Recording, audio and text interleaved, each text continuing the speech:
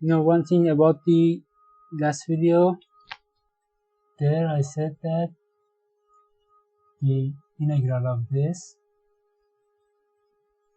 equals to the natural logarithm of x plus c, but this is the natural logarithm of the absolute value of x plus c. Okay, let's have another example. How about this? X plus 1 to the power of 7 dx. Now, should we use this, the formula we got for this here? In order to that, we should use the binomial expansion.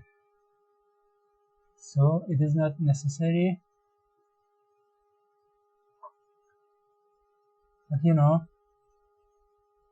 this x plus 1, the derivative of it, x plus 1, the derivative of it is 1, which we got here. We could suppose this is multiplied by 1, because multiplication by 1 doesn't change anything. So this one is its derivative times dx would be its differential. So let's take it to be equal to t. So we got the derivative of t to the power of 7 and dx, and these two is just the differential of t,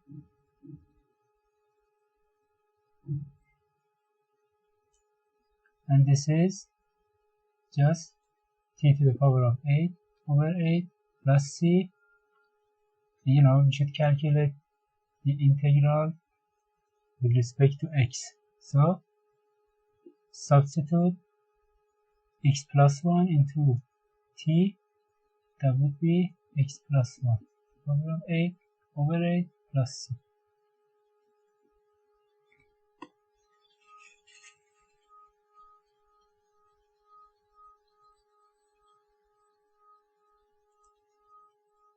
Okay, let's have another example.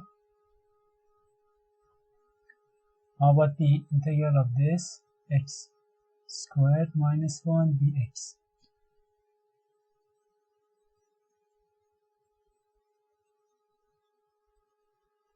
This doesn't,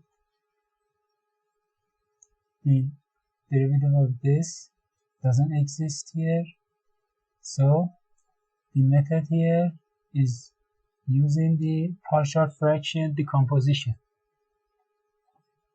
which means that write the x squared minus 1 as the sum or difference of another fractions which denominators be of the lower degrees. Okay, so we should factor this first.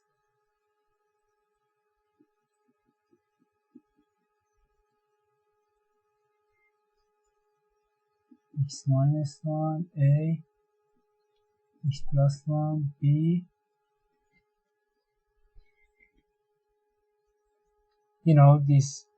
The videos for the partial fraction decomposition are available at the rational functions playlist, I guess, and I probably add them to the current playlist. Okay, so let's find a and b. X minus 1, x plus 1, x plus a plus bx minus b.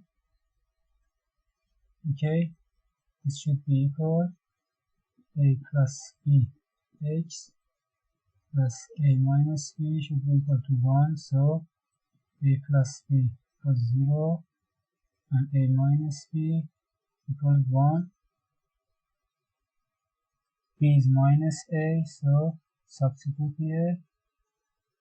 That would be 2a equals 1, a equals half, and b minus half. Okay.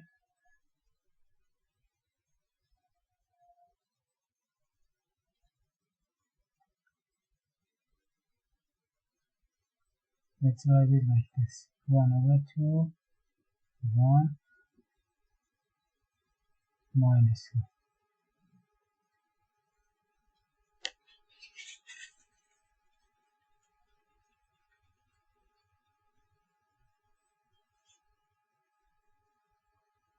And you know, other simple formulas for the integrals are, you know, if you got the integral of k f dx, in which k is a constant number, equals to the k times the integral of this, and also the integral of some functions,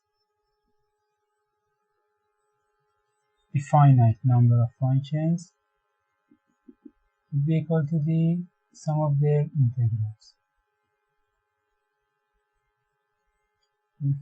2 plus fn dx. Okay.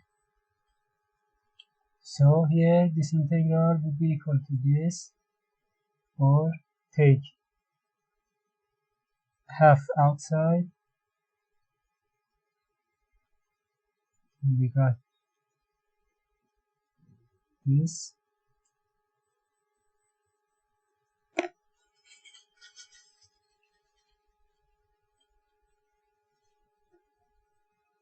Which is half times the integral of 1 over x minus 1 minus the integral of 1 over x plus 1 dx.